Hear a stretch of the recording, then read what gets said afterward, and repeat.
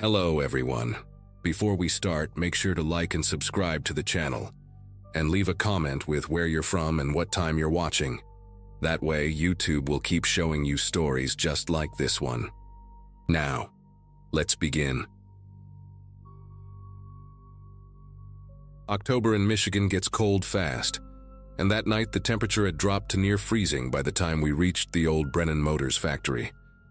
I was 22, stuck in my hometown after college, working at a hardware store and watching my engineering degree collect dust. Every abandoned building in our dying industrial town had a story, but Brennan's was different. 15 years empty, completely untouched, like time had just stopped the day they shut it down. My friends and I had been talking about exploring it for months, and that Friday night, fueled by boredom and cheap whiskey, we finally decided to do it. There were 4 of us: Jake from the body shop, Melissa who was visiting from nursing school, and her boyfriend Connor, who thought watching Urbex videos on YouTube made him an expert on abandoned places. We knew it was stupid, we knew it was illegal, but when you're young and desperate for any kind of excitement in a town where nothing ever happens, you make stupid choices. The factory sat on 40 acres of cracked concrete and overgrown weeds, surrounded by a chain-link fence that had been cut open so many times, it barely served a purpose anymore. We'd parked Jake's truck at a strip mall half a mile away and walked along the abandoned railroad tracks that curved behind the property. Connor had printed out satellite images and drawn a route with a red marker, through the fence near the loading docks, then into the main assembly building through a door he'd seen in someone's Instagram post from 2 years ago. The moon was almost full that night, casting everything in this silvery light that made the broken windows look like black teeth. As we squeezed through a gap in the fence, I remember noticing how quiet it was. No cars, no animals, not even wind. Just our footsteps crunching on broken glass and gravel. The loading dock doors were exactly where Connor said they'd be, one of them hanging off its track at an angle that left just enough space for us to slip inside. Inside, our flashlights cut through the darkness to reveal exactly what Connor had promised. A massive production floor frozen in 2008. Half-assembled car frames sat on conveyor tracks, their metal bones covered in a thick layer of dust and bird droppings.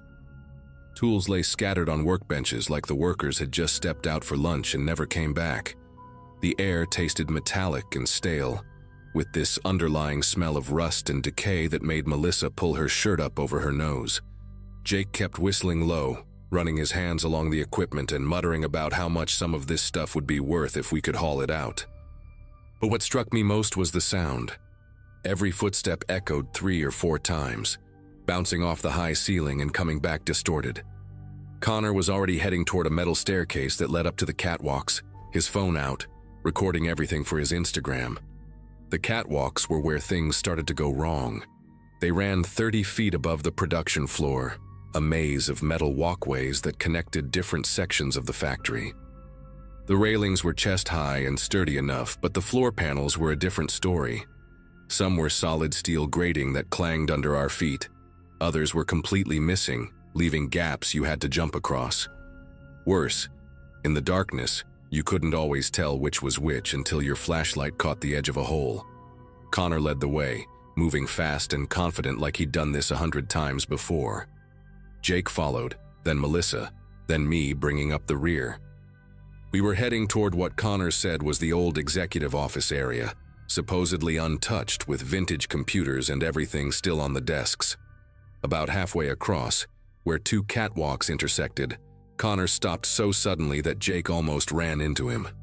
There was a section ahead where 3 floor panels in a row were missing, creating a gap about 8 feet long. "We can go around," Melissa said, her voice tight with fear. But Connor was already studying the gap, shining his light on the beams underneath. The support structure was still there, 2 parallel I-beams about a foot apart that ran under where the panels used to be. Connor stepped out onto the first beam, arms out for balance, his sneakers gripping the rusty metal. He made it look easy, placing one foot in front of the other like he was walking on a sidewalk. Jake went next, taking it slower but steady, and then helped Melissa across from the other side. When it was my turn, I could feel my pulse pounding in my ears. The beam was maybe 6 inches wide, covered in rust and bird crap, and through the gap between them I could see straight down to the concrete floor. Old machinery and debris waited below like teeth. I made it halfway when my foot slipped on something wet, probably pigeon droppings, and for a second I thought I was going over. My arms windmilled wildly, and I managed to catch myself, but in that moment of panic my flashlight went flying. It tumbled end over end through the darkness before shattering on the floor below. The others helped me across the rest of the way, and Jake gave me his backup flashlight, one of those tiny LED things that barely pushed back the darkness. We kept going, but I was rattled, my legs shaking with leftover adrenaline. The catwalk continued for another 50 feet before reaching a door marked Administrative Wing in faded letters. Connor tried the handle, locked of course, but the wood around the deadbolt was rotted and soft. One solid kick from Jake and the whole thing splintered inward, revealing a hallway lined with offices. This part of the factory was different, carpeted and finished like a normal building, though everything was covered in a thick layer of dust and mold. We explored the offices, finding exactly what Connor had promised. Old computers, papers dated from 2008, coffee cups with dried rings at the bottom. In one executive office, there was a calendar still turned to November 2008, appointments written in blue pen that would never be kept. Jake found a desk drawer full of promotional materials for a car model that never made it to production, glossy brochures for a future that never came. We spent maybe 20 minutes in the offices taking photos and joking around, the earlier tension starting to fade. Connor found an old bottle of scotch in a filing cabinet and took a swig, grimacing at the taste but passing it around anyway. That's when Jake noticed another door at the end of the hallway, this one metal with a small window. Through the dusty glass, we could see it opened onto another section of catwalks, these ones crossing over what looked like the main assembly area. Connor was already pushing through, eager to explore more, and we followed like idiots. These catwalks were worse than the first ones, narrower, with more missing panels, and the railings were loose in places, wobbling when you touched them. The drop here was even higher, maybe 40 feet, and below us massive pieces of machinery lurked in the shadows like sleeping monsters. We were moving single file, Connor in front, when we reached a junction where 3 walkways met. The intersection was wider, maybe 10 feet across, but the center panel was gone, leaving just the metal frame around the edges. Connor was already planning his route across the frame when Jake grabbed his shoulder. "Hold up, man. Let me test it first." Jake was the biggest of us, built solid from years of manual labor, and if it could hold him, it could hold anyone. He stepped onto the frame, one foot then the other, arms out for balance. The metal groaned, but held. He was almost across when we heard it, a deep metallic crack like a gunshot. The frame didn't break, but one of the bolts holding it to the catwalk had sheared off, and the whole section tilted. Jake lunged forward, trying to reach the other side, but his foot went through the gap. His leg disappeared up to the thigh, his body slamming down hard on the metal edge, and then he was sliding backward. His hands scrabbled for purchase on the smooth metal, fingernails scraping, and then found the edge of a beam. He caught himself with both hands, his body dangling through the hole, legs kicking in empty air 40 feet above the factory floor. The jagged metal had torn through his jeans and into his thigh on the way down. I could see blood, black in the dim light, running down his leg and dripping into the darkness below. Melissa screamed, the sound echoing through the factory like an alarm. Connor and I dropped to our stomachs, reaching through the hole trying to grab Jake's wrists. His face was twisted in pain and terror, teeth gritted, arms already shaking from the strain. The metal edge was cutting into his palms. I could see the blood making his grip slippery. "Pull me up," he gasped, his voice high and desperate. Connor had one wrist, I had the other, and we pulled with everything we had. But Jake weighed at least 200 pounds, and the angle was all wrong. We managed to lift him maybe 6 inches before our own grip started failing. Melissa was on her phone, trying to call 911, but there was no signal this deep in the building. That's when we heard them. Footsteps, heavy and deliberate, echoing from somewhere below. Not the light, careful steps of urban explorers, but the confident stride of someone who knew exactly where they were going. Jake heard them too, his eyes going wide. "Someone's down there," he whispered, as if being quiet would help, as if whoever it was hadn't already heard Melissa's scream. The footsteps got closer, and then we saw the light, a powerful beam sweeping across the factory floor below, much brighter than our pathetic flashlights. It swept back and forth methodically, like whoever was carrying it was searching for something, or someone. The beam paused on the drops of Jake's blood hitting the concrete, then traced upward slowly, deliberately, until it hit Jake's dangling form. We were blinded for a second, white light flooding our vision, and then the light moved up to find our faces peering through the hole. I couldn't see who was holding it, just a dark silhouette behind that blazing beam. Nobody said anything for what felt like forever, just the sound of Jake's labored breathing and the distant drip of his blood. Then the figure below started walking again. Not running, not hurrying, just walking with that same measured pace. The footsteps echoed off in a different direction, and we heard a door slam somewhere in the darkness. "He's coming up," Connor said, his voice barely a whisper. "He knows the layout, he's coming up to us." That snapped us into action. Connor and I pulled harder, Melissa grabbing Jake under his armpits, all three of us straining against his weight. Jake was grunting with pain, his torn hands slipping, leaving bloody smears on the metal. We could hear doors slamming now, getting closer, echoing through the administrative wing we'd just explored. Whoever it was wasn't trying to be quiet anymore. With one final, desperate heave, we got Jake's chest up to the edge. He threw one leg over, rolled onto the catwalk, and lay there gasping, blood pooling beneath his torn thigh. We didn't have time to check how bad it was. Connor was already pulling him to his feet, throwing Jake's arm over his shoulder. We ran, or tried to. Jake could barely put weight on his injured leg, hopping and stumbling, leaving a trail of blood behind us. We could hear the footsteps on the metal catwalks now, moving fast, knowing exactly which paths to take, which panels to avoid. We retraced our route, Jake crying out every time his foot hit the ground, Melissa supporting his other side. When we reached the gap with the I-beams, the 8-foot stretch that had seemed manageable before, we knew we were trapped. Jake couldn't make it across, not with his leg torn up, not with his hands bloody and weak. Behind us, the footsteps had stopped. We turned around, and there he was, a man in his 60s wearing a security uniform that looked like it hadn't been washed in years. His face was weathered and deeply lined, with pale blue eyes that didn't blink enough.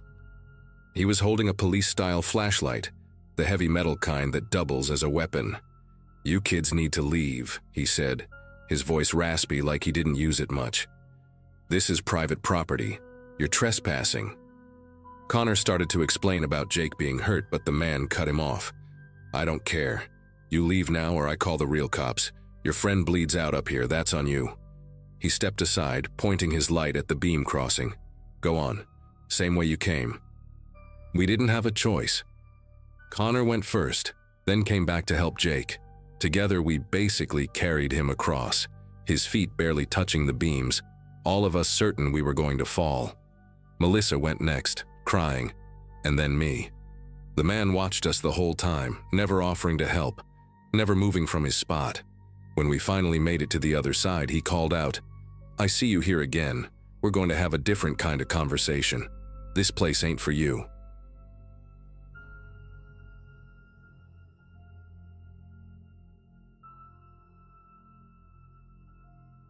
The key to St. Augustine's felt heavier than it should have in my pocket as I walked across the overgrown parking lot that Tuesday afternoon. Architecture students don't usually get to explore abandoned buildings alone for their thesis projects, but the County Historical Society had actually approved my request to document this Gothic revival church that had been shuttered since 2006. While everyone else in my program was obsessing over glass facades and sustainable materials, I'd chosen to focus on historical preservation for my final year. The building stood there against the gray sky, all weathered limestone and broken promises, about 40 minutes outside the city in this forgotten part of the county. I'd brought my measuring tape, my Nikon, 2 notebooks, and enough enthusiasm to fill the empty sanctuary. The massive oak doors groaned when I unlocked them, and that sound echoed across the empty lot like the building itself was waking up after 15 years of sleeping. Inside, the main sanctuary stole my breath in a way no modern building ever could. Colored light filtered through stained glass windows that had somehow survived decades of neglect, painting geometric patterns across rows of dust-covered pews. The carved columns reached up toward a vaulted ceiling that seemed to absorb sound rather than reflect it, creating this oppressive quiet that made me hyper-aware of my own breathing. I spent the first 2 hours documenting everything upstairs: the altar's intricate woodwork, the stone baptismal font, the choir loft with its ancient organ pipes. Every surface had this thick coating of dust that kicked up with the slightest movement, making me sneeze and leaving strange patterns in the air. The Historical Society's notes mentioned original foundation stones from the 1890s in the basement level, architectural details that would be perfect for my research on 19th century church construction. Around 3 o'clock, I headed toward the narrow door marked lower-level access near the back of the sanctuary. The wooden stairs creaked under my weight in a way that made me grip the railing harder than necessary. There was no electricity down there, but I'd brought a decent flashlight knowing the basement would be dark. The beam cut through the blackness, revealing stone walls that wept moisture and a ceiling so low I had to duck in places even though I'm only 5'6". The temperature dropped at least 15 degrees as I descended, and this damp, heavy air wrapped around me like a wet blanket. About halfway down, I noticed the smell, just a hint at first. Something sweet and wrong mixed with the expected mustiness. I figured maybe a family of raccoons had gotten in and died somewhere in the walls. It happens in old buildings all the time. The basement itself was larger than I expected, divided into several rooms that probably served as storage and Sunday school classrooms back when the church was active. My flashlight beam swept across old folding tables, stacks of moldy hymnals, and children's drawings still tacked to a bulletin board, their crayon colors faded to ghosts of purple and yellow. The smell got stronger as I moved deeper into the basement, documenting the stone foundation with my camera. It was this thick, cloying sweetness that stuck to the inside of my nose and made me breathe through my mouth. I found myself rushing through my measurements, not taking as many photos as I should have, just wanting to get the basic documentation done. In the furthest room, the one that must have been directly under the altar, the smell was so intense I had to pull my shirt up over my nose. There was this old wooden door in the back corner, probably leading to some kind of maintenance room or old coal cellar. The door was slightly ajar, maybe 3 inches open, and I could tell that's where the smell was coming from. I stood there for maybe 30 seconds, flashlight beam trained on that gap, trying to convince myself to go check it out. But something in my gut, this primal instinct I couldn't explain, kept me frozen in place. The air coming from that room felt different, heavier somehow, and I had this sudden, irrational certainty that I needed to leave immediately. I practically ran back through the basement, my flashlight beam bouncing wildly off the stone walls. My brain kept trying to rationalize what I was doing, telling myself I'd gotten enough photos, that the smell was making me nauseous, that I could always come back another day with someone else. But deep down, I knew I was lying to myself. I was terrified, and I didn't even understand why. The stairs seemed to go on forever as I climbed back up, and when I finally burst through into the sanctuary, I actually gasped at the regular air like I'd been holding my breath. The late afternoon sun streaming through those stained glass windows had never looked so welcoming. I grabbed my equipment bag from the front pew where I'd left it, shoved my camera and notebooks inside without organizing anything, and headed straight for the doors. My professor would probably dock points for incomplete documentation, but I didn't care. I just needed to get out of that place. The drive home was strange because the further I got from the church, the more ridiculous I felt about my reaction. By the time I reached my apartment near campus, I'd almost convinced myself I was being dramatic, maybe getting my period or something, and that's why I'd overreacted to a bad smell in an old basement. I took a long shower, ordered Chinese food, and spent the evening organizing the photos I'd managed to take. The building really was architecturally significant. Those foundation stones were definitely from the original 1890s construction, and the sanctuary had details you just don't see anymore. I made notes about going back the following week, maybe bringing my friend Bethany, who was also into old buildings. That night I slept fine, didn't even dream about the place, and Wednesday passed without me thinking about it much at all, except to email the Historical Society, thanking them for the access and mentioning I'd return the key soon. Thursday morning changed everything. I was in the campus coffee shop around 9, scrolling through my phone while waiting for my latte, when the local news alert popped up. Human remains discovered in abandoned church, police investigation underway. My heart started hammering before my brain even processed what I was reading. The article was brief but specific. Maintenance workers preparing St. Augustine's Catholic Church for potential demolition had discovered badly decomposed human remains in a basement storage area. The body, which authorities believed had been there for several weeks, was found in what the article described as a concealed maintenance room. They'd posted a photo of the church's exterior with yellow police tape across those same oak doors I'd unlocked just 2 days earlier. I stood there in the coffee shop, phone trembling in my hand, while other students grabbed their drinks and chatted about normal things like upcoming exams and weekend plans. I threw up in the coffee shop bathroom. Not dramatically, not loudly, just quietly emptied my stomach while sitting on the floor of the handicapped stall, thinking about that wooden door in the basement's furthest room. 3 inches.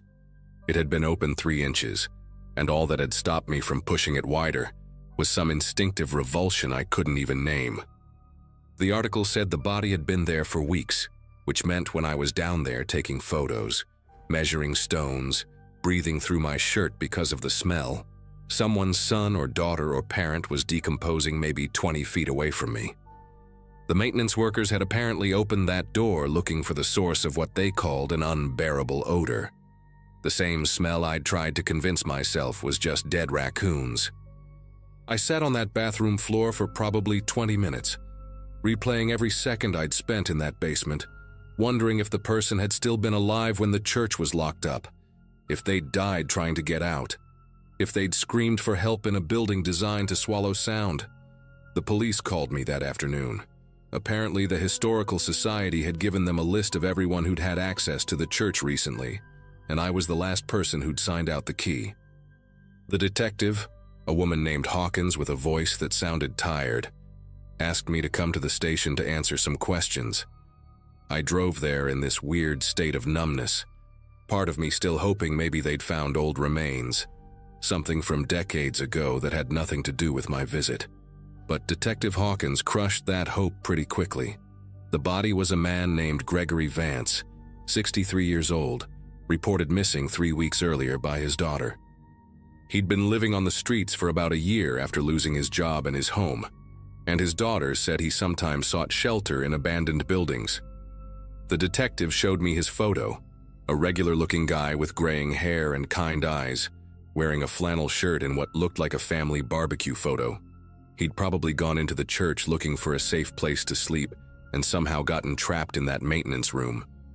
Detective Hawkins kept asking if I'd noticed anything unusual, if I'd seen any signs of forced entry, if I'd explored the entire basement. I told her about the smell, about approaching that door, about leaving without checking further. She nodded and wrote things down, but I could see something in her expression, not judgment exactly, but maybe disappointment. If I'd pushed that door open on Tuesday, if I'd called 911 about finding Gregory Vance's body, his daughter could have started grieving 2 days sooner instead of wondering where her father was. The detective said the maintenance room's door had a broken lock mechanism that sometimes jammed from the inside. Gregory had probably pulled it shut for privacy and then couldn't get it open again. The basement had no windows, no other exit, and with the church abandoned, no one to hear him calling for help. She estimated he'd been dead for about 2 weeks when I was there based on decomposition. 2 weeks of him lying in the dark while his daughter put up missing person flyers and checked hospitals and hoped he was just staying with someone she didn't know. I left the police station around 5:30 and drove straight to my parents' house instead of my apartment. I needed to be somewhere that felt completely separate from all of this. Somewhere with normal sounds and cooking smells and my mom asking about school. But I couldn't eat dinner, couldn't focus on their questions about my thesis, couldn't stop thinking about Gregory Vance slowly dying of dehydration or hypothermia or panic in that locked room. My dad, who's always been good at reading me, finally asked what was really wrong, and I told them everything. My mom held me while I cried. Not the pretty kind of crying, but the ugly, snotty kind that comes from realizing you were inches away from something horrible and didn't know it. She kept saying it wasn't my fault, that I couldn't have known, that I did nothing wrong by leaving. But I've seen enough true crime shows to know that bodies discovered quickly mean more evidence, faster identification, answers for families. Those 2 extra days of decomposition, of evidence degrading, of his daughter not knowing, that was because I'd been too scared to push open a door. I never went back to get the photos off my camera's memory card for my thesis project, changed my topic to a modern community center being built downtown, something clean and new with good lighting and no basements. The Historical Society understood when I mailed back the key with a note saying I couldn't continue the documentation. Gregory Vance's obituary ran in the paper a week later. He'd been a maintenance supervisor at a manufacturing plant for 30 years, had 3 grandchildren, loved fishing. His daughter organized a proper funeral with the money raised through GoFundMe, and even though I didn't know him, I went. Sat in the back row of a different church, one with electric lights and working heat, listening to people share memories of a man who died alone in the dark because a door lock failed. It's been 4 months now, and I still can't walk past abandoned buildings without wondering who might be inside, what door might be jammed, what smell might be drifting up from some forgotten room. My roommate thinks I'm being dramatic when I insist on checking every door in our apartment each night, making sure none can lock from inside. But she wasn't there in that basement, didn't stand 3 inches from death and choose to walk away.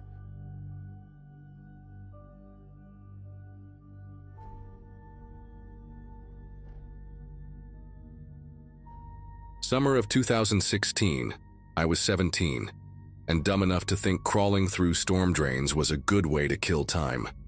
Living in a suburb outside Denver meant you had to get creative with your entertainment, and my friends Brandon and Nate were always down for whatever stupid idea we came up with.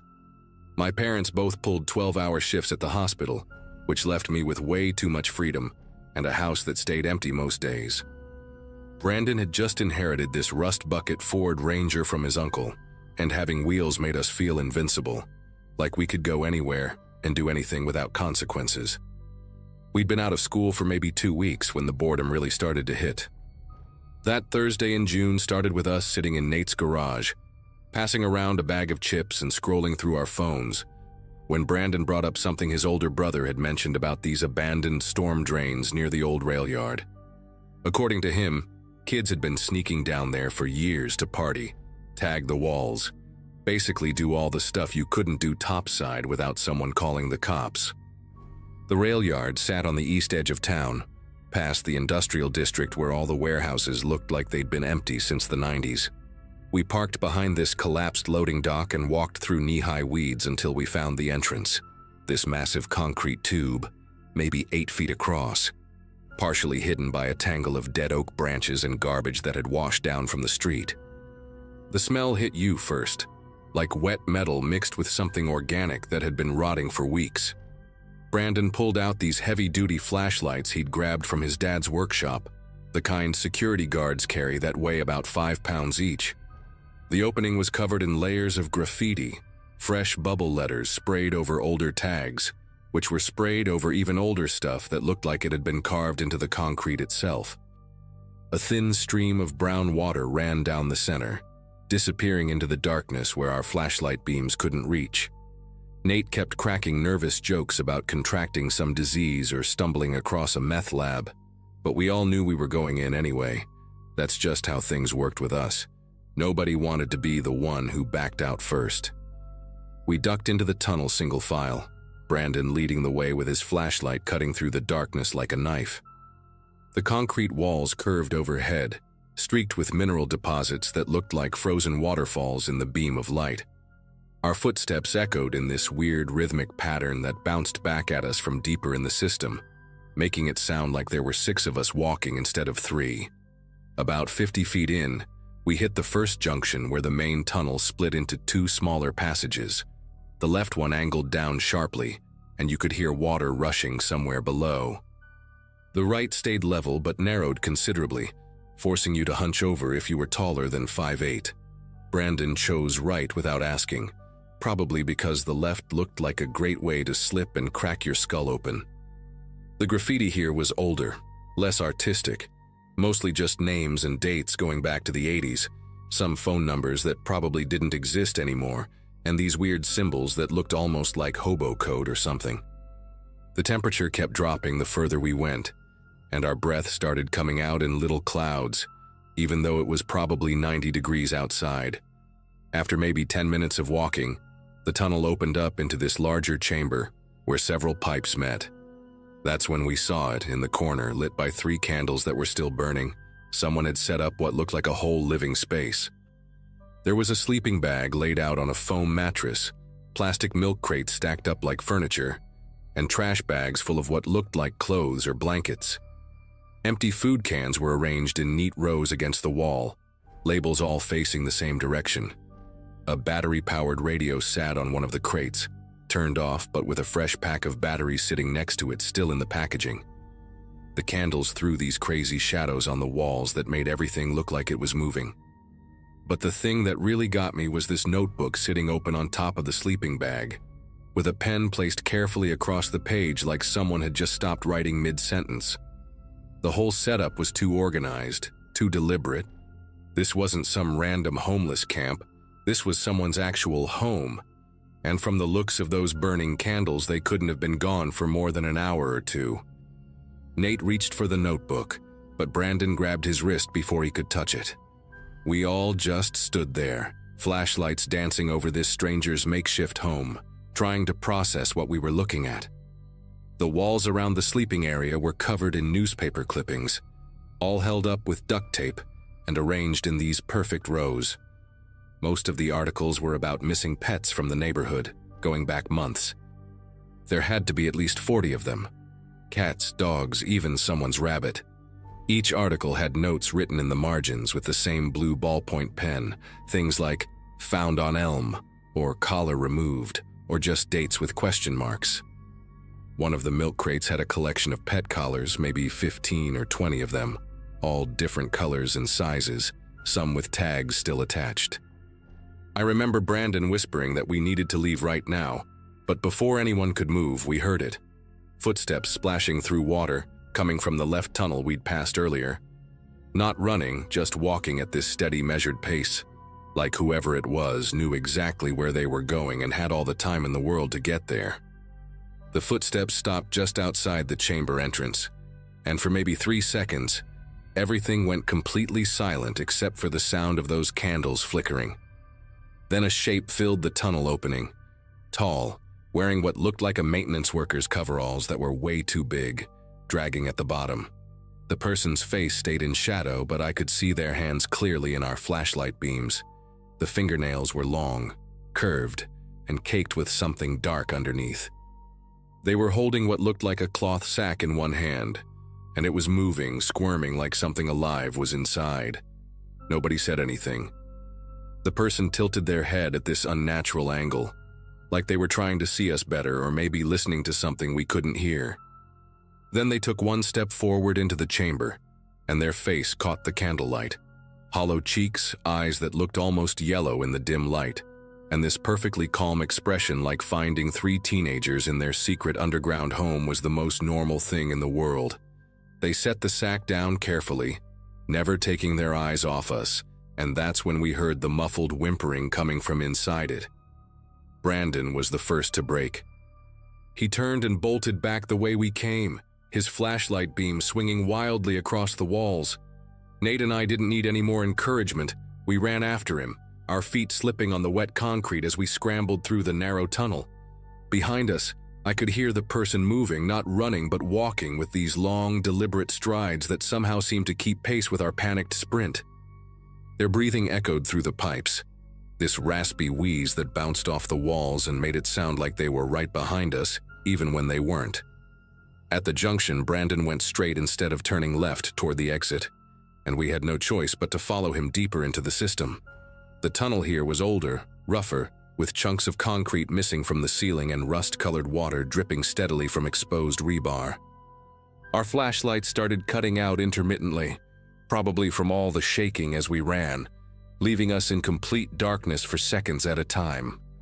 During one of those blackouts, I slammed face first into a low-hanging pipe, splitting my lip open and filling my mouth with the taste of blood and rust. We hit a dead end, a metal grate blocking the tunnel completely, too small to squeeze through and too strong to break. Brandon was pulling at it desperately, his fingers already bleeding from the sharp edges, while Nate kept looking back the way we came, holding his flashlight with both hands to keep it steady. The footsteps had stopped, but we could still hear that breathing, getting closer but taking its time. Then the person started talking, not yelling or threatening, just speaking in this conversational tone like we were having coffee together. They were listing names: Whiskers, Buddy, Princess, Max, and after each name they'd make this clicking sound with their tongue. The sack they'd been carrying earlier must have still been with them, because we could hear scratching and whimpering between the names.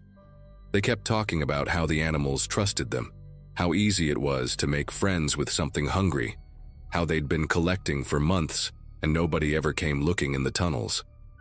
The voice was getting closer, maybe 30 feet away now, and our flashlights were getting dimmer as the batteries died. Nate started crying, just standing there shaking and crying, while Brandon kept pulling at that grate like a trapped animal.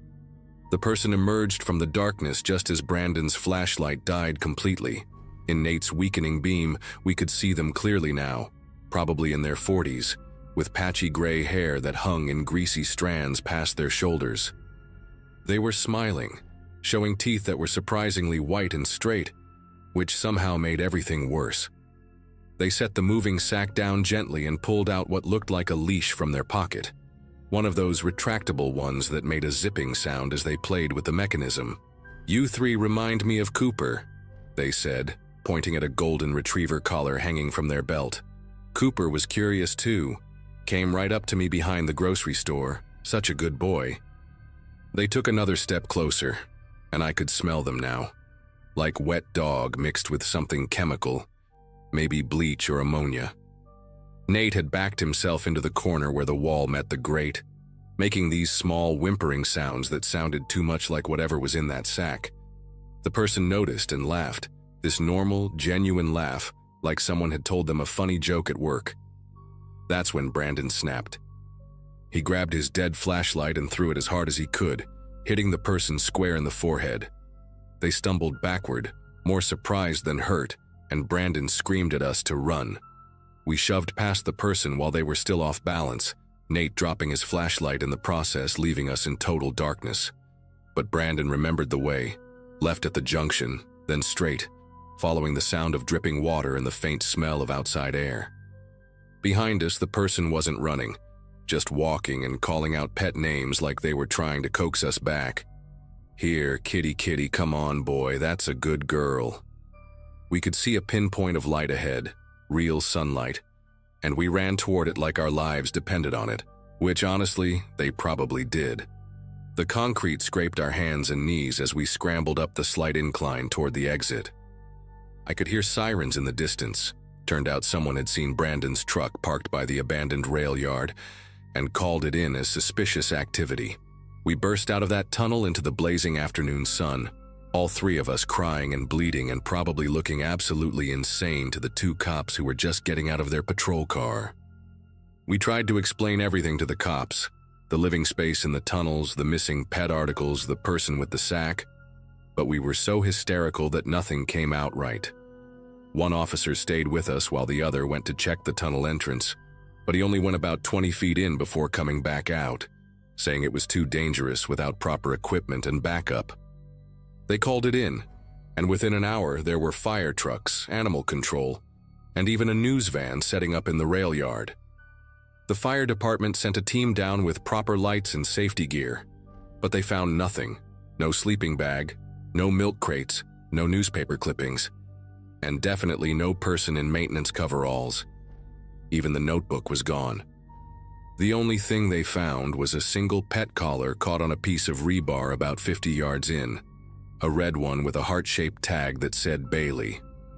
The cops took our statements, called our parents, and basically told us we were lucky we only got scared. They suggested maybe we'd stumbled onto a homeless camp and our imaginations had run wild in the dark. Brandon's dad grounded him for the rest of the summer. Nate's parents made him start seeing a therapist, and my folks installed a tracking app on my phone that I couldn't delete until I turned 18. The story should have ended there. Just 3 stupid kids who scared themselves in a drainage tunnel. But 2 weeks later, I was walking home from my job at the grocery store when I saw them. The person from the tunnel, standing at the bus stop across from my house, wearing normal clothes this time, just jeans and a polo shirt. They were reading a newspaper, acting like any other person waiting for the bus. When they looked up and saw me, they smiled and waved, then held up the newspaper so I could see the headline, "Another missing pet story," this time a tabby cat named Oliver from our neighborhood. They folded the paper carefully, tucked it under their arm, and got on the bus when it arrived, never breaking eye contact until the doors closed. I never saw them again after that, but for the next year until we graduated and I left for college, missing pet posters kept appearing around town. The police never found anything. The tunnels got sealed with concrete barriers after our incident, and everyone seemed to forget about it, except for Brandon, Nate, and me. We never talked about it, not even with each other. But sometimes I'd catch one of them staring at missing pet posters a little too long, and I knew they were thinking the same thing I was. Somewhere in town, that person was still collecting, still making friends with hungry animals, still living their deeply disturbed life in broad daylight, and there wasn't a damn thing we could do about it.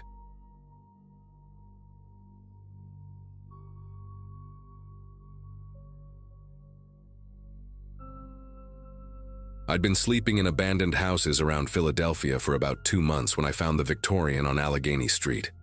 23 years old, college dropout, working random gigs that barely covered food. That was me in early 2018. My car had been repossessed in January, and the shelter wait lists were impossible. So I learned to spot the signs of a good squat. Broken padlocks that nobody bothered to replace, overgrown yards that meant the city had given up, and most importantly, other people's stuff already inside.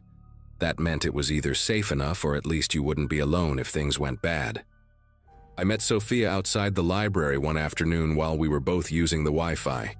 She had these thick dreadlocks with purple tips and this gap between her front teeth that made her look younger than she probably was. She's the one who told me about the house, said 7 people were already crashing there, and they had actual electricity. When she mentioned it used to belong to some dealer named Rico, who'd been locked up since 2013. I should have thought twice. But sleeping somewhere with heat and other people around sounded better than another night in a freezing warehouse. The house stood out even on a street full of abandoned properties, 3 stories of rotting Victorian grandeur with faded green trim peeling off like dead skin. The porch slumped in the middle, held up by wooden pillars that looked ready to snap, and every window facing the street was boarded with plywood that had turned gray and soft from rain. Sophia showed me the side entrance where someone had pried off the board just enough to squeeze through, and she knocked this specific pattern 4 times, pause, then twice more. Inside, it was shockingly organized, like someone had tried to make it an actual home. Walter, this 60-something white guy with trembling hands from years of drinking, had rigged electricity from the streetlight outside and set up space heaters in 3 rooms. There was Janet and Paul, a black couple in their 40s who'd lost everything to medical debt, sleeping in what used to be the dining room. 2 kids couldn't have been older than 20, Destiny and Carlos, had claimed the smallest bedroom upstairs. The living room still had all of Rico's old furniture. This hideous gold velvet couch covered in cigarette burns, a glass coffee table with one corner completely shattered and held together with duct tape, and strangest of all, an empty fish tank that still had blue gravel, and a little deep-sea diver figure standing at the bottom, like someone just forgot to add water one day and never remembered. For 3 weeks, we had this weird routine that almost felt normal. Walter would wake up at 5 every morning and make instant coffee on the hot plate, the smell drifting through the whole house. Janet worked part-time at a dollar store and would bring back expired food they couldn't sell. Dented cans of soup, stale bread, sometimes even frozen stuff that was still good. Paul spent his days at the library applying for jobs on the computer, always wearing this same navy suit that he kept impossibly clean despite everything. Destiny and Carlos would disappear during the day, coming back with random things they'd found or stolen. Toilet paper from restaurant bathrooms, half-eaten pizzas from dumpsters behind colleges, once even a whole rotisserie chicken still warm from Giant Eagle. We'd eat dinner together most nights, sitting on that ugly gold couch or on milk crates around the broken coffee table, sharing whatever we had. Sophia would tell these wild stories about hitchhiking across the country, how she'd lived in a commune in New Mexico where they grew their own food, how she'd worked on a fishing boat in Alaska for a summer, even in that decaying house that smelled like mold and old cigarettes, with police sirens going off every hour and trains rattling past on the nearby tracks. It felt safer than being alone. Everything changed on a Monday night in February. I remember because Janet had just gotten paid and brought back a bunch of canned chili, and we were actually having a good time, joking about opening a restaurant called Rock Bottom Cafe. Around 11, just as most of us were settling in for the night, we heard this car pull up outside. Not unusual, except the engine kept running. Then footsteps on the porch, heavy and deliberate, not trying to be quiet like cops would. We all went silent, that kind of stillness where you can hear everyone's breathing. The footsteps stopped right at the front door, which we never used because it was visible from the street. For maybe 30 seconds, nothing happened. Then there was this sound I'll never forget. Metal scraping against wood, followed by this massive thunk that shook the whole door frame. The scraping sound came again, and another thunk, and we realized someone was driving something through the door from the outside. Walter grabbed a flashlight and crept toward the front hallway, while the rest of us huddled in the living room. When he came back, his face was completely white. He said there was a machete, not a knife, a fucking machete, sticking through the front door, buried so deep the blade came out the other side by about 6 inches. Nobody said anything for what felt like forever. We just stared at each other while that car engine kept rumbling outside. Then, as suddenly as it arrived, we heard the car door slam, and it drove off, tires squealing as it turned the corner. Carlos wanted to go look, maybe get a license plate, but Walter grabbed his arm and told him not to be stupid. Janet was whispering prayers under her breath while Paul held her, and Sophia had this look on her face like she'd seen this kind of thing before. Destiny started packing her stuff right then and there, shoving her clothes into a garbage bag, saying she wasn't staying another minute. But Walter convinced us to wait until morning. The streets were more dangerous at night, and whoever that was might still be watching. We pushed the couch and everything heavy we could find against the front door, then took turns staying awake in pairs, watching the windows. I was paired with Sophia for the 3 to 6 shift, and she told me this probably had to do with Rico's old business. Maybe someone thought there were still drugs or money hidden in the house. She said her ex-boyfriend used to deal, and leaving a weapon like that was a message, either to scare someone or mark territory. The machete stayed there all night, wobbling slightly whenever a truck passed by and shook the house. When the sun came up, we could finally see the full extent of what had happened. The machete was even bigger than we'd thought, probably 2 feet long with a black rubber handle wrapped in duct tape. It had gone through the solid wood door like it was cardboard, and there were fresh scratches on the door frame where someone had used it to pull themselves up, like they'd put their whole body weight behind driving it in. Paul wanted to call the cops, but everyone else shot that down immediately. We were trespassing, and half of us had warrants or records that would land us in jail. Walter said he knew some guys from his construction days who might buy the machete for scrap metal, but nobody wanted to touch it. Around noon, I decided I needed air and walked to the corner store for cigarettes. When I came back 20 minutes later, everyone was outside on the sidewalk with their stuff.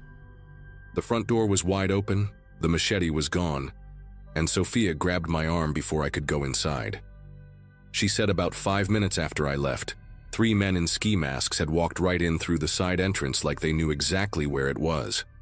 They didn't say a word, just started going through every room, throwing mattresses, dumping out bags, even pulling up loose floorboards in the kitchen. Everyone ran out the front door. The men didn't try to stop them, didn't even look at them, just kept searching. We stood there on the sidewalk for maybe 10 minutes, everyone arguing about what to do.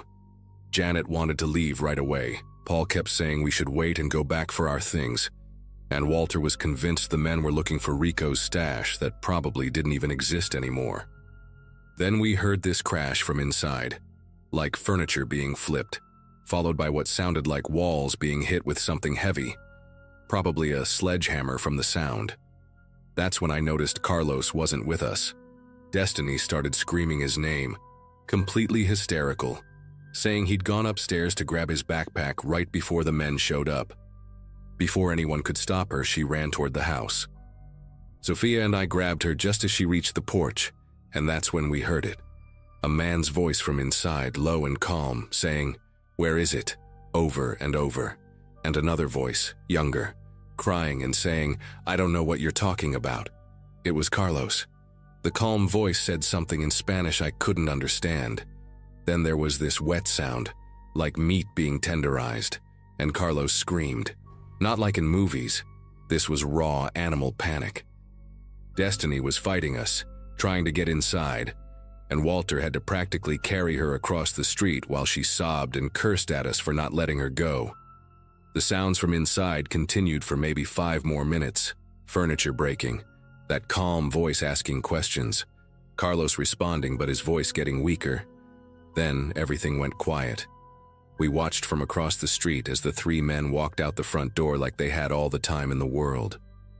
2 of them were carrying black duffel bags that looked heavy, and the third one, the biggest, had blood on his jacket sleeve. They didn't run, didn't even look at us standing right there in plain sight.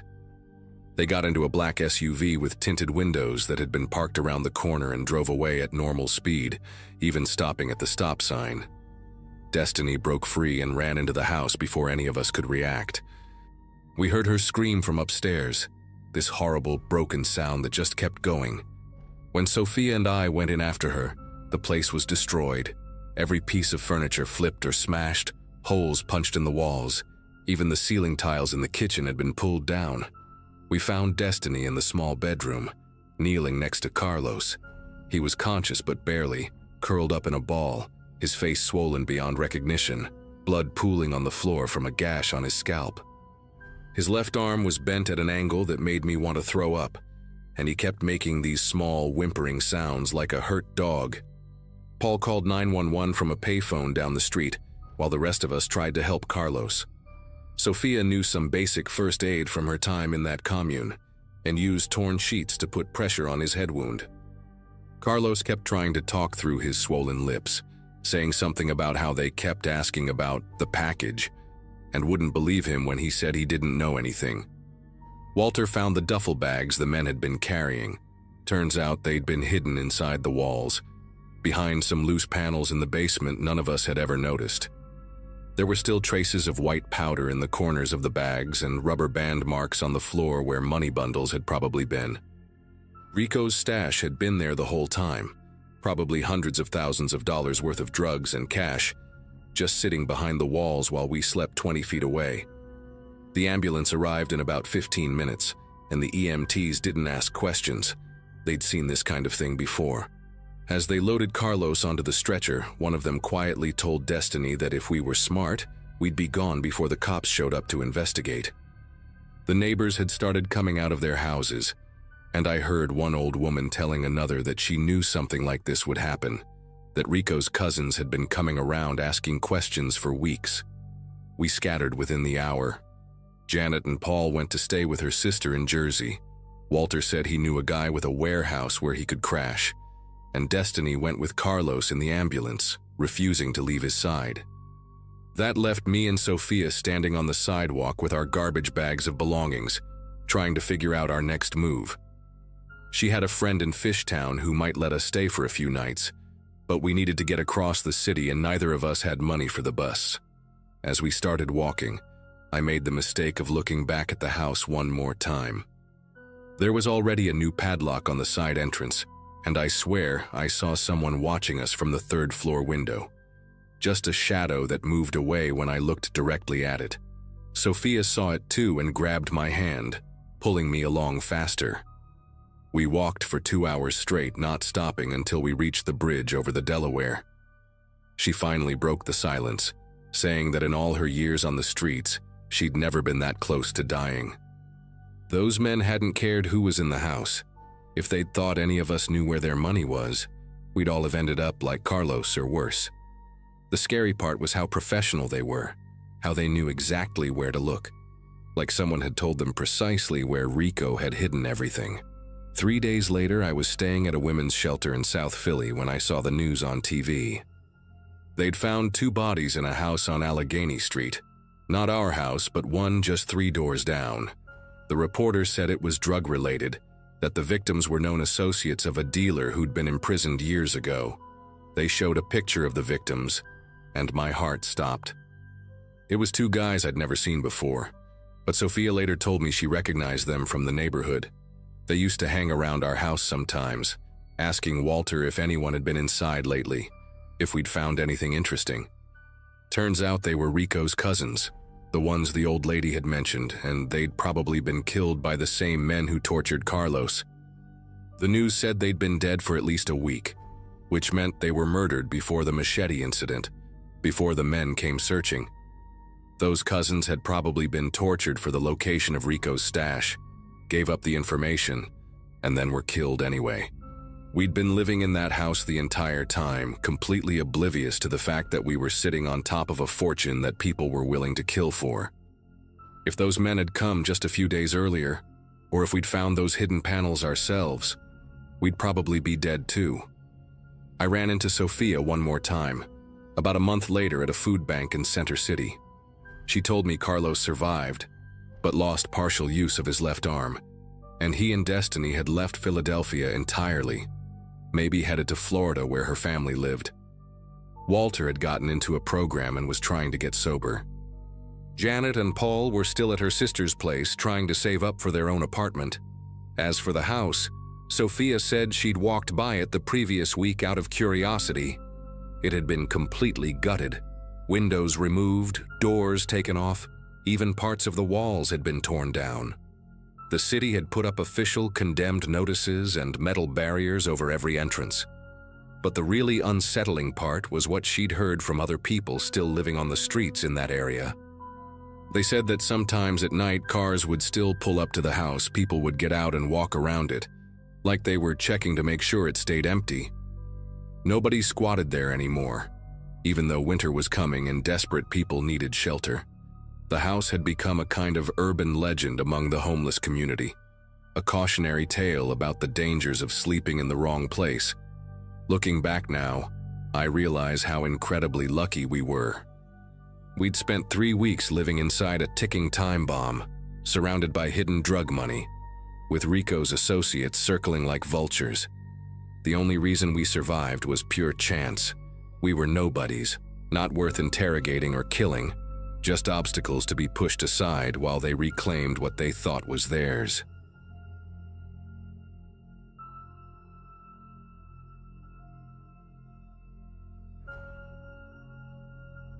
Photography has been my escape since college, and last April I finally had a free Saturday to explore the old Riverside paper mill, about 40 minutes outside of town.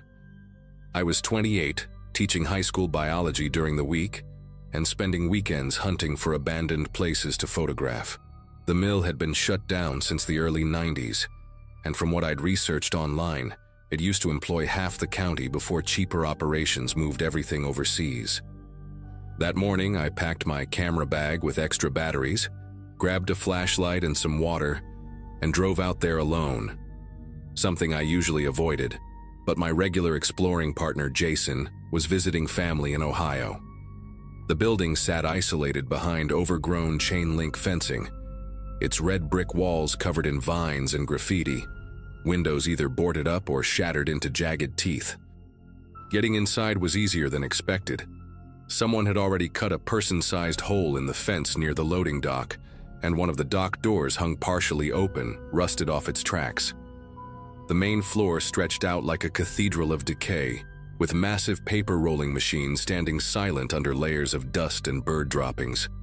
Shafts of light cut through gaps in the roof, creating these incredible contrast patterns that made my photographer's heart race with excitement. Spent the first hour just shooting the machinery, the peeling paint on the walls, and the way nature had started reclaiming the space through cracks in the concrete floor. The building had multiple levels connected by metal staircases, and I'd planned to work my way up systematically. But then I noticed a doorway at the back that led to what looked like an older section of the mill, probably from the original construction in the 1920s. The older section had a completely different feel: narrower hallways, lower ceilings, and this oppressive dampness that made breathing uncomfortable. My footsteps echoed differently here, more muffled, like the walls were absorbing sound instead of reflecting it.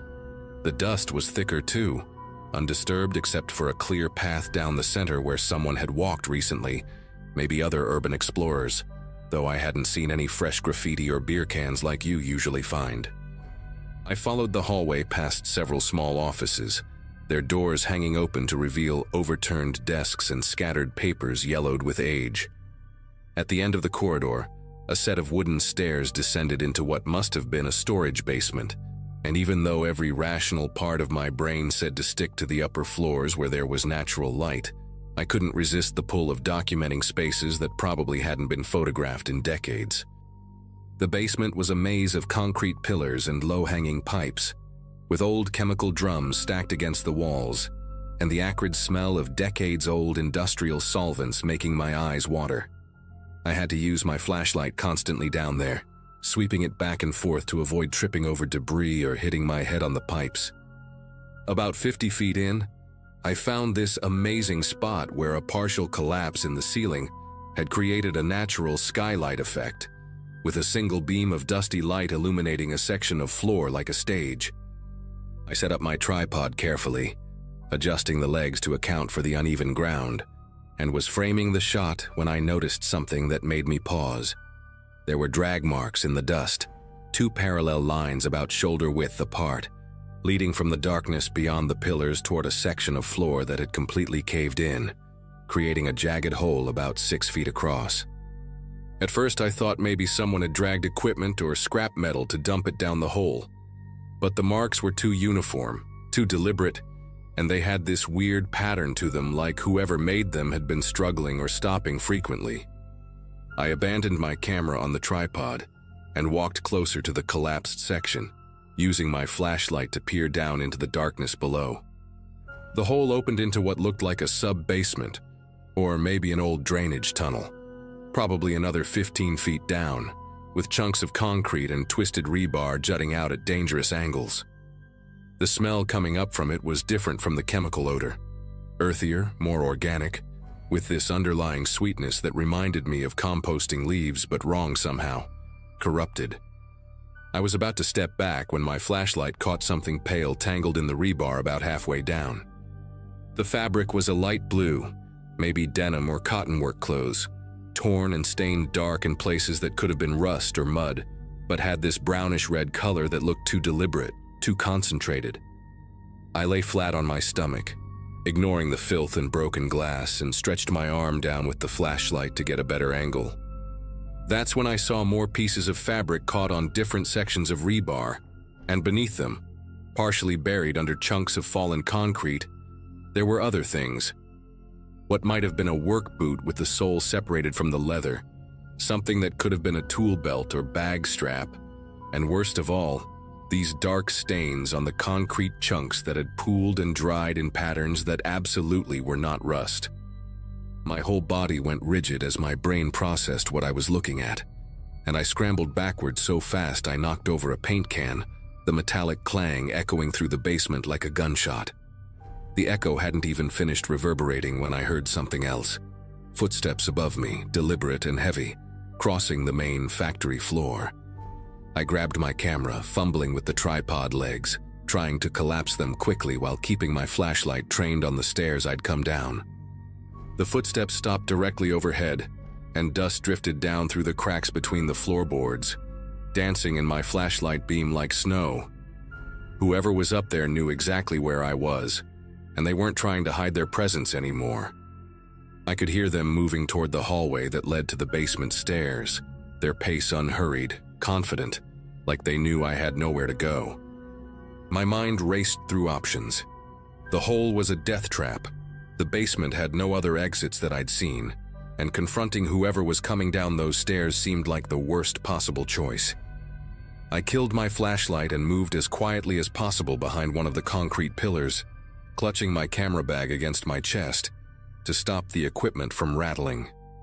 The darkness was absolute except for that single shaft of light from the ceiling collapse, and I watched it like my life depended on it, waiting to see a shadow pass through.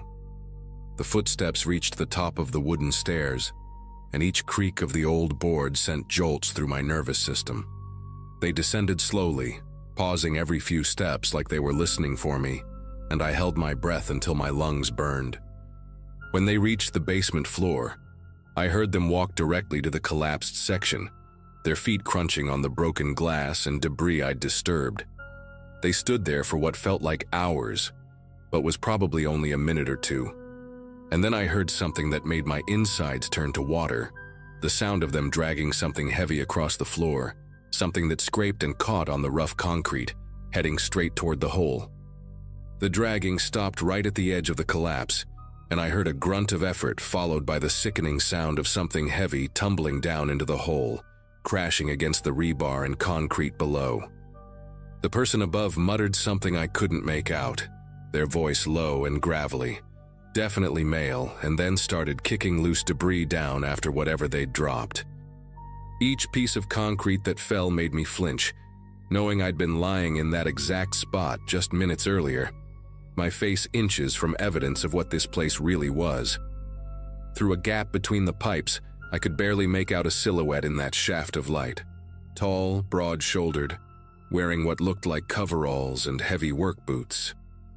He pulled something from his pocket, and I heard the distinctive click of a lighter, followed by the smell of cigarette smoke mixing with all the other toxic scents in the air. He stood there smoking for several minutes, occasionally nudging more debris into the hole with his boot, completely casual like this was routine maintenance work. I stayed frozen behind the pillar, my leg muscles cramping from holding the same position, terrified that any movement would give me away. The cigarette glowed orange in the darkness as he took long drags, and I could see him checking his watch in the lighter's flame when he lit a second one. Finally, he flicked the butt down the hole and started walking back toward the stairs. But then he stopped suddenly and turned his head like he was listening. I heard him walk to where I'd left my tripod. In my panic, I'd only grabbed the camera, leaving the expensive carbon fiber tripod standing there like a beacon. He picked it up, collapsed it with practiced efficiency, and carried it with him as he headed back to the stairs, his footsteps now quicker, more purposeful. I waited in that basement for another 2 hours after his footsteps faded completely, until my phone showed 4 p.m. and the shaft of light had shifted angles. Every tiny sound made me think he was coming back, that he was waiting for me upstairs, that he knew exactly where I was hiding. When I finally worked up the courage to move, my joints were so stiff I nearly fell over, and I had to bite my tongue to keep from crying out. I crept up the stairs one at a time, pausing at the top to listen for any sign of movement in the building. The main floor was empty, but I could see fresh boot prints in the dust leading to the loading dock where I'd entered. My car was still there, untouched, but there was a folded piece of paper under the windshield wiper. With shaking fingers, I unfolded it to find a receipt from a hardware store dated that morning, with a handwritten note on the back. Beautiful equipment. Would be a shame if something happened to it. Or to you. I drove straight to the police station in town, showed them the photos I'd managed to take before seeing the drag marks, and tried to explain what I'd found. 2 officers went out to investigate that evening, but they came back saying the basement floor had been completely filled with fresh concrete. Someone had dumped what must have been several trucks worth down there, sealing everything. They took my statement, said they'd look into it, but I could tell from their expressions they thought I was either lying or had imagined things. The officer in charge suggested that urban exploration was dangerous and illegal, that I was lucky nothing worse had happened.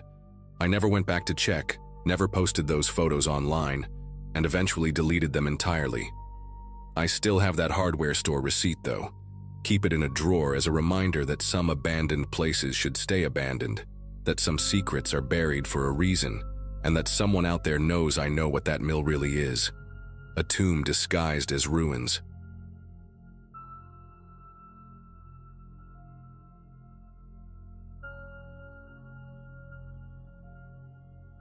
The old Westfield Elementary had been sitting empty on Route 49 for almost 15 years when we decided to break in that Friday night in 2017. I was 17, stuck in small-town Indiana for the summer, counting down the days until I could escape to college. My parents ran the only hardware store in town, and I'd been working there since I was old enough to carry a paint can without dropping it. Most nights after closing, I'd meet up with the same group of friends behind the abandoned gas station on Miller Road. It was either that or drive 40 minutes to the nearest mall. That night there were 5 of us. Me, my best friend Tommy, who'd been my neighbor since 3rd grade, his girlfriend Ashley, who worked at the diner on Main Street, this new kid Kevin, who'd moved here from Chicago and wouldn't shut up about how much better the city was, and Kevin's cousin Daniela, who was visiting for a couple weeks and barely spoke to any of us. We were passing around a bag of gas station chips and arguing about whether the town's single movie theater would ever show anything besides kids' movies when Kevin brought up the school. He claimed his older brother had tried to get inside last year but got spooked when he saw shadows moving behind the boarded-up windows on the 2nd floor. Tommy laughed so hard he nearly choked on his energy drink, calling the brother every name in the book for being such a coward. Before I knew it, Tommy was standing up, crushing his empty can against the brick wall, and declaring that we were going to prove we weren't afraid of some burned-out elementary school. Ashley tried to act bored by the whole idea, but I could tell she didn't want to be the one to back down. Daniela just kept scrolling through her phone, barely looking up when she mumbled that she'd go if everyone else was going. Kevin looked like he regretted bringing it up, but his pride wouldn't let him back out now. Within 10 minutes, we were all piled into Tommy's ancient Corolla, the one with the passenger door that wouldn't open from the inside and a radio that only picked up the Christian station. The school was 20 minutes outside town, past the corn processing plant and down a stretch of road where the streetlights had stopped working years ago. We parked behind a cluster of dead trees about 100 yards from the building, figuring it was better to walk the rest of the way in case someone drove by and saw the car. The moment we got out, the summer heat gave way to this weird chill that comes with abandoned places, like the air itself knows nobody belongs there anymore. The school was a 2-story brick building, probably built in the 60s judging by those narrow windows and flat roof. Half of it was completely charred black from the fire Kevin mentioned, with the roof caved in on the east wing. The other half looked mostly intact from the outside, except every single window had been covered with plywood sheets, and someone had spray-painted "Keep Out" across the main entrance in red paint that had dripped down like blood in a horror movie. The chain-link fence surrounding the property had been cut open in at least 3 different spots, and we picked the widest gap to squeeze through. Tommy led the way with his phone flashlight, trying to act tough even though I noticed him hesitating every few steps. The main entrance was sealed tight, massive sheets of plywood nailed over the double doors with what must have been 100 nails, some of them bent and rusty like people had tried to pry them out before giving up. We circled around to the back of the building, our shoes crunching on broken glass and dead leaves that had accumulated over the years. Kevin pointed out a ground-floor window on the intact side where the plywood had been partially pried away, leaving just enough space for someone to squeeze through if they didn't mind getting scraped up. The wood was splintered at the edges, and there were fresh scratches in the paint around the opening. Clearly, we weren't the first ones to find this entrance. Tommy went first, of course, grunting as he pulled himself through the gap. We heard him drop down inside with a thud and a string of curses before he called back that it was safe. Ashley went next, then me, then Kevin, and finally Daniela, who had to be convinced twice that she could fit through the opening. Inside, we found ourselves in what used to be a cafeteria kitchen. Stainless steel counters were still bolted to the walls, though they were covered in rust and graffiti. The floor was littered with old food trays, broken ceiling tiles, and puddles of water from leaks in the roof. The smell hit us immediately, mildew mixed with something chemical, probably from whatever cleaning supplies had been left behind to rot. Our phone lights created these crazy shadows that danced across the walls as we moved, making every corner look like something was hiding there. We made our way out of the kitchen and into the main cafeteria, where long tables were still arranged in rows, some flipped over, others still standing like students might walk in any minute for lunch. The walls were covered in layers of graffiti, tags from different years overlapping each other, dates going back to 2005, names of couples who probably broke up years ago. Tommy was already heading toward a set of double doors that led to the main hallway, acting like he owned the place. The hallway stretched in both directions, lined with classroom doors, most of them hanging open at weird angles. Water damage had warped the wooden doors, and the drop ceiling had collapsed in several places, leaving tangles of wires and insulation hanging down like intestines. We picked the left side first, poking our heads into empty classrooms where desks were either missing or stacked against walls. Everything was exactly what you'd expect from a place abandoned for over a decade. Dust, decay, and the occasional piece of furniture too heavy for scavengers to steal. But then we reached the last classroom at the end of the hall, room 108, and everything changed. The door was closed but not locked, and when Tommy pushed it open, we all just stood there staring. The desks were arranged in perfect rows, 5 across and 6 deep, all facing the blackboard at the front. Not pushed around or flipped over like every other room, arranged like class was about to start. But the really disturbing part was the graffiti on the walls. While the rest of the building had layers upon layers of old tags, faded and overlapping, this room had fresh writing. I mean fresh. The black marker still had that chemical smell when you got close to it. The writing covered every inch of the walls from floor to about shoulder height, all in the same neat handwriting. Not gang tags or curse words like you'd expect, but weird phrases repeated over and over. They watch from the ceiling tiles, written maybe 50 times along one wall. Don't trust the janitor's closet, in perfect cursive along another. Class never ended for Rebecca, spelled out in block letters near the windows. Ashley grabbed my arm when she noticed the dates scattered throughout the writing. Some were from just a week ago, others from 3 days ago. The most recent one, near the door frame where we'd just entered, was from yesterday. Tommy tried to play it cool, saying someone was obviously just messing with people who broke in, but his voice cracked when he said it. Kevin walked over to one of the desks and opened it. Inside was a math textbook from 2002, the pages yellowed but otherwise perfect, and a pencil box with everything still neatly arranged inside. Daniela was the one who noticed the teacher's desk wasn't empty either. There was a grade book open on top, and when she got closer with her phone light, we could see names written in it. Recent names, not from when the school was open. First names only. Anthony, absent. Megan, present. Luis, present. Rebecca. And then nothing, just a dark ink stain where the pen had leaked onto the page. The dates at the top of each column went back about a month, with perfect attendance tracked for invisible students. Tommy grabbed the book and flipped through it, page after page of the same thing. Attendance records for a class that didn't exist, going back months. That's when we heard it for the first time. Footsteps directly above us, slow and deliberate, like someone pacing. Not the random creaking of an old building, but the distinct rhythm of someone walking from one end of a room to the other. We all looked up at the ceiling, following the sound with our eyes as it moved across the room above us, stopped for a moment, then walked back. Kevin immediately pulled out his phone to record, whispering that we needed proof, or no one would believe us. The footsteps continued their pattern, 8 steps one way, pause, 8 steps back. Too consistent to be an animal, too heavy to be the wind moving something around. Tommy, trying to regain his tough guy status, announced he was going upstairs to check it out. Ashley told him he was insane, but he was already heading back to the hallway. The rest of us followed, not because we wanted to, but because splitting up seemed worse. The stairwell was at the center of the building, behind a heavy metal door that screamed when we pushed it open. Our phone lights barely penetrated the darkness inside, and the stairs were covered in debris, chunks of plaster, old papers, what looked like clothing bunched up in the corners. The footsteps above had stopped the moment we opened the stairwell door, which somehow made everything worse.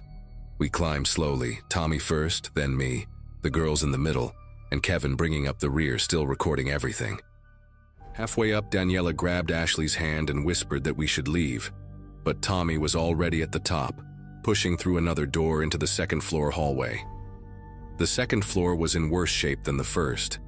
The fire damage was more evident here.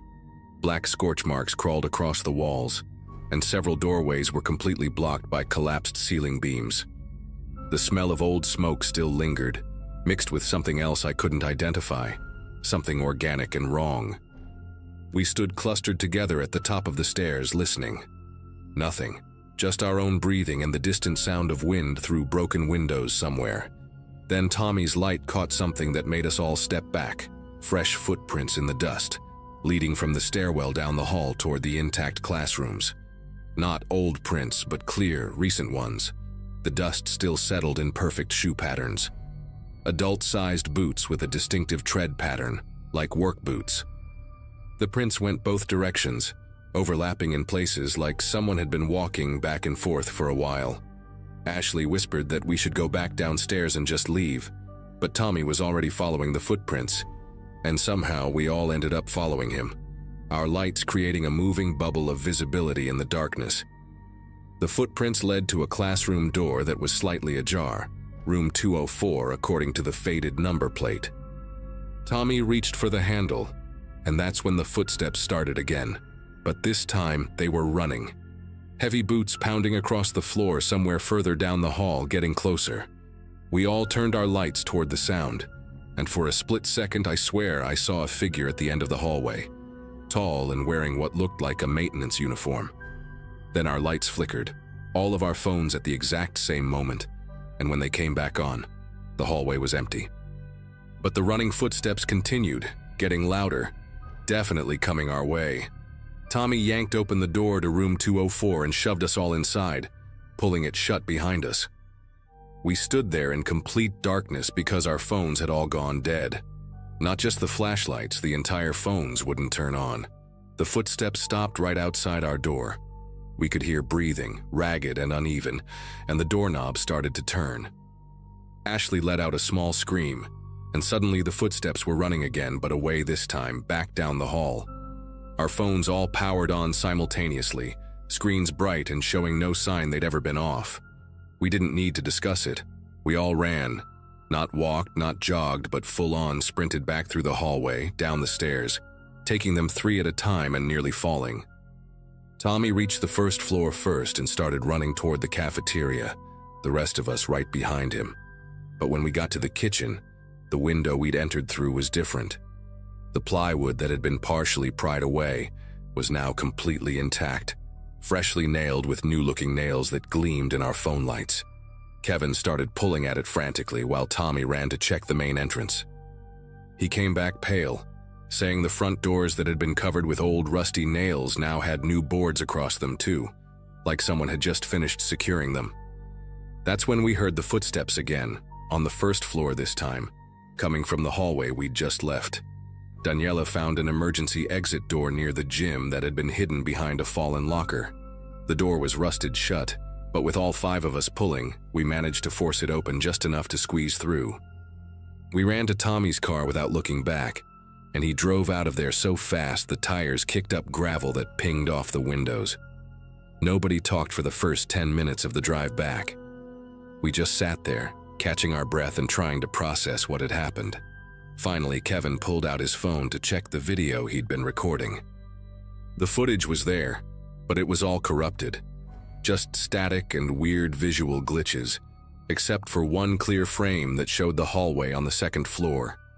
In that frame, you could see all of us clustered together with our backs to the camera, but there was someone else standing right behind Ashley, close enough to touch her. A man in a janitor's uniform with a name tag we couldn't quite make out. Ashley started crying when she saw it. We never reported it to anyone because what would we even say? That we broke into an abandoned school and got scared? But I did some research afterwards, spending hours in the library going through old newspapers on microfilm. Found an article from 2003 about a janitor named Robert Henley, who'd refused to leave when the school was shut down after the fire. Security found him living in a supply closet on the second floor, said he'd been maintaining empty classrooms and keeping attendance for students who didn't exist. They removed him forcibly, and he was committed to a psychiatric facility. Here's the part that still keeps me up at night. The article mentioned he was released in 2016, just a year before we went there. I drove past the school again last month, during the day this time. The building's been completely demolished, just an empty lot now with a future site of Westfield Shopping Center sign. But I talked to the construction foreman, and he told me something that made my skin prickle. When they were doing the demolition, they found a makeshift living space in the basement. Recent food wrappers, bottles of water, a sleeping bag, and notebooks. Dozens of notebooks filled with attendance records, lesson plans, and the same phrases we'd seen on the walls. The last entry was dated the day after our break-in, and it just said, 5 new students enrolled. They didn't stay for dismissal. The foreman said they turned everything over to the police, but nothing ever came of it. Robert Henley was never found. Sometimes I wonder if he's found another abandoned school somewhere, still taking attendance, still waiting for students who will never come. And sometimes when I can't sleep, I wonder what would have happened if that emergency door hadn't opened, if we'd been stuck there with him overnight, becoming permanent additions to his impossible class.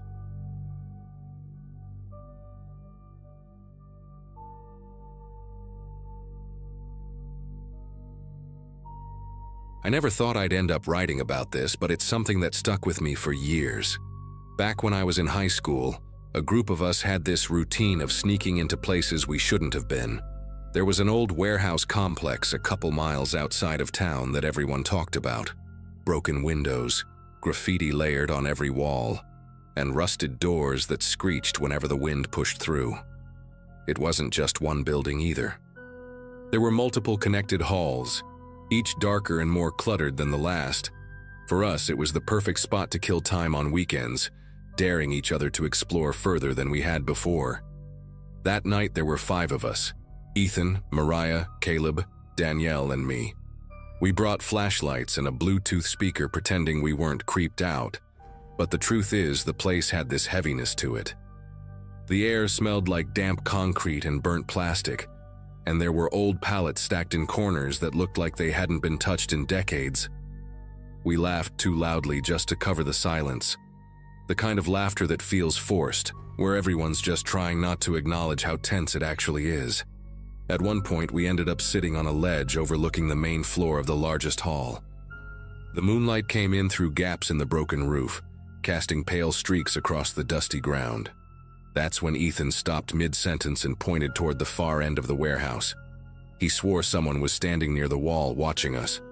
According to him, the figure was tall, unmoving, and wearing what looked like a rough mask. Something jagged and handmade, like cardboard or plaster that had been broken and pieced together. He said the eyes were just dark holes, fixed straight on us. None of us saw it. By the time we aimed our flashlights in that direction, there was nothing but shadows stretching between collapsed beams. Caleb laughed first, saying Ethan was just trying to spook us. Danielle joined in, teasing him about watching too many horror movies. Mariah rolled her eyes, and I remember feeling this weird mix of relief and doubt. Ethan kept insisting he hadn't imagined it. His voice cracked in a way that didn't feel like a joke, but the more he tried to explain, the less anyone took him seriously. Eventually, we brushed it off and moved on, blasting music louder, pretending nothing strange had happened. Weeks went by, and the warehouse just became another backdrop to our teenage boredom. Ethan still brought it up sometimes, but the more he mentioned the masked figure, the more the rest of us teased him. I felt guilty about that later, because even though I hadn't seen anything that night, the way he described it had been so specific. He never wavered in the details. Same mask, same spot by the wall, same dead stare. Still, life kept moving. School, part-time jobs, trying to scrape together gas money. The warehouse faded into the background, like so many dumb places we used to hang out.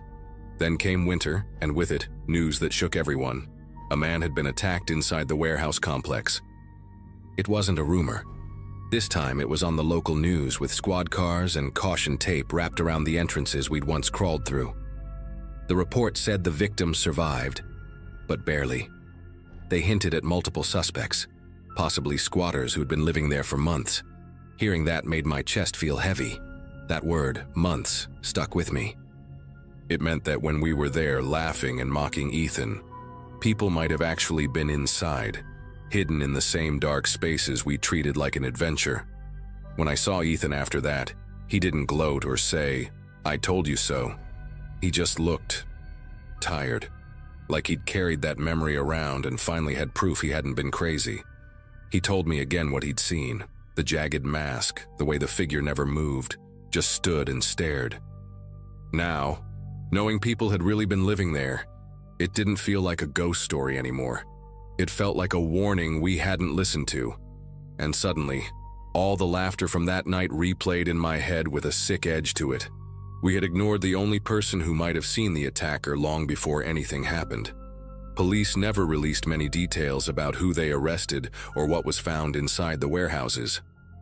All we knew was that the squatters had been there for a long time, and the place was finally boarded up after the assault. Every time I drove past, I caught myself glancing at the sealed entrances, wondering how many nights those people had been hiding just a few feet from where we'd been joking around. And worse, wondering if the figure Ethan had described hadn't just been watching, but waiting. The hardest part for me wasn't the news report or the caution tape. It was realizing how blind we'd been. We treated Ethan's fear like entertainment, when in reality, he might have been the only one tuned in to the danger surrounding us.